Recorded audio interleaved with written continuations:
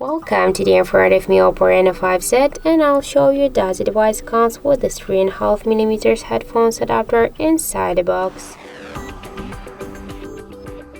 So first let's open the box here.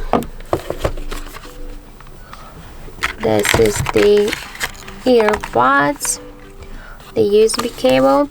I think we have no here, just no adapters here, because first we have here the 3.5mm headphones with the 3.5mm parts, and we have here the like just this part for the earbuds with the 3.5mm parts, so we just don't need here the adapters.